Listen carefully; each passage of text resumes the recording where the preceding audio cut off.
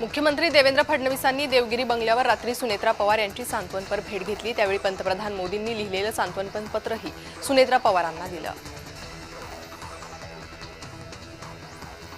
सुनेत्रा पवारांकडे 3 खात्यांचा पदभार सोपवण्यात आलाय। सुनेत्रा पवारांना अर्थ खातं नाही, राज्यपालांवर खातेबदल घोषित करण्यात आली आहे।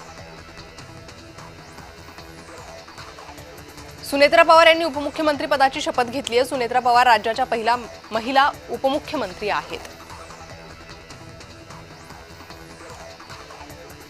सुनेत्रा पवार यांनी विधान भवनात अजित पवारांच्या प्रतिमेला वंदन केलं। देवगिरी बंगल्यावरही सुनेत्रा यांनी अजित पवारांच्या स्मृतींना आदरांजली वाहिली आणि लोकभवनात शपथविधीच्या आधी अजित पवारांच्या स्मृतींना वंदन करण्यात आलं। पंतप्रधान मोदींनी सुनेत्रा पवारांचं अभिनंदन केलंय। मला विश्वास आहे की त्या राज्यातील जनतेच्या कल्याणासाठी काम करतील आणि अजितदादा पवार यांचे स्वप्न पुढे नेतील असं म्हणत पंतप्रधान मोदींनी शुभेच्छा दिल्या आहेत। दुःखात असताना शुभेच्छा कशा देऊ अशी तिरकी प्रतिक्रिया रोहित पवार यांनी दिली आहे। मंत्रिपद आणि पक्ष सुनेत्रा पवार नीट सांभाळतील अशी प्रतिक्रिया माणिकराव कोकाटे यांनी दिली आहे।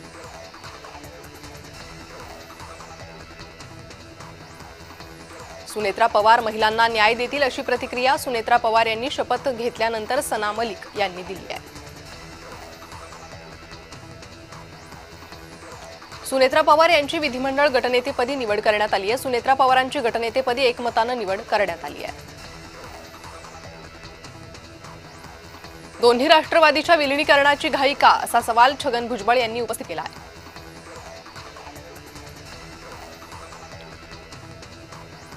राष्ट्रवादीचा अध्यक्ष पटेल नाही पाटील असावा असा सल्ला राज ठाकरे यांनी राष्ट्रवादी काँग्रेसला दिला आहे। जय आणि पार्थ यांनी आईला साथ द्यावी असं वक्तव्य मराठा आंदोलक मनोज जरांगे यांनी केलंय। दोन्ही मुलांनी आईसोबत खंबीरपणे उभं राहणं गरजेचं असंही जरांगे म्हणाले। चित्रा वाघ यांची सभा कुंभारगाव येथे पार पडली। पाटण काळगाव जिल्हा परिषद गटातील प्राजक्ता पाटील आणि पंचायत समितीतील रमेश मोरे आणि अनिल डाकवे या उमेदवारांच्या प्रचारार्थ ही सभा आयोजित करण्यात आली होती। निवडणुकीमध्ये भाजपाच एक नंबरचा पक्ष राहील असा विश्वास आमदार चित्रा वाघ यांनी व्यक्त केला आहे। राष्ट्रवादीच्या राष्ट्रीय अध्यक्षपदाची निवड लांबणीवर गेली आहे। प्रफुल्ल पटेलांकडे राष्ट्रवादीचे कार्यकारी अध्यक्षपद आहे। कार्यकारी अध्यक्ष असल्यानं निवड लांबणीवर गेली आहे। महाराष्ट्र घडवण्यासाठी अखंड प्रामाणिकपणे काम करेन अशी पोस्ट उपमुख्यमंत्री पदाची शपथ घेतल्यानंतर सुनेत्रा पवार यांनी केली आहे। सुप्रिया सुळे यांनी सुनेत्रा पवार यांच्या शपथविधीकडे पाठ फिरवली आहे, तर दुसरीकडे सुप्रिया सुळेंनी अजित पवारांच्या आईची भेट घेतली आहे। कोल्हापूर जिल्हा परिषद आणि पंचायत समितीच्या निवडणुकीच्या पार्श्वभूमीवर उपमुख्यमंत्री शिंदे रविवारी कोल्हापूर दौऱ्यावर जाणार आहे। उमेदवारीसाठी प्रचारार्थ कागल तालुक्यातील नानीबाई चिखली येथे सभेचं आयोजन करण्यात आलंय। शिवसेना नेते संजय मंडलिक यांनी सभेची जय्यत तयारी केली आहे। कायदेशीर बाबींमुळे शपथविधीची घाई करण्यात आली अशी प्रतिक्रिया आमदार सुनील शेळके यांनी दिली आहे। विलीनीकरणाच्या बैठकीचा व्हिडिओ सुनील तटकरेंनी फेटाळला। तो कृषी प्रदर्शनावेळी गेले असतानाचा व्हिडिओ आहे। ती चर्चा स्थानिक स्वराज्य संस्थांच्या निवडणुकीत एकत्र येण्याबाबतची होती असं वक्तव्य सुनील तटकरेंनी केलं आहे। सुनेत्रा पवारांनी खासदारकीचा राजीनामा दिला। सीपी राधाकृष्णन यांच्याकडे राजीनामा सुपूर्द केला।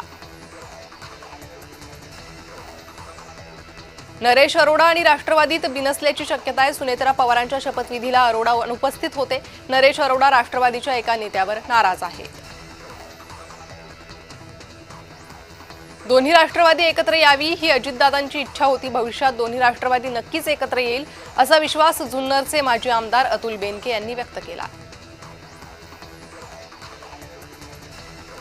तटकरे भुजबळ पटेल विलीनीकरणाबाबतची कल्पना होती असा मोठा दावा अण्णा बनसोडे यांनी केलाय। तांत्रिक अडचणींमुळे शपथविधी लवकर होतोय। दोन्ही पक्ष एकत्र आल्यास कार्यकर्त्यांना नवी ऊर्जा मिळेल असं स्पष्टीकरण अण्णा बनसोडे यांनी दिलंय।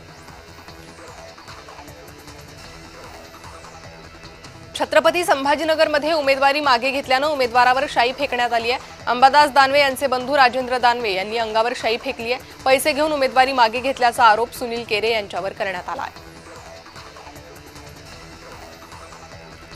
सोलापूर महानगरपालिकेत भाजपच्या गटनेतेपदी नरेंद्र काळे यांची निवड करण्यात आली आहे। विभागीय आयुक्त डॉक्टर चंद्रकांत पुलकुंडवार यांच्या हस्ते गटनेतेपदाचे नियुक्तीपत्र प्रदान करण्यात आले।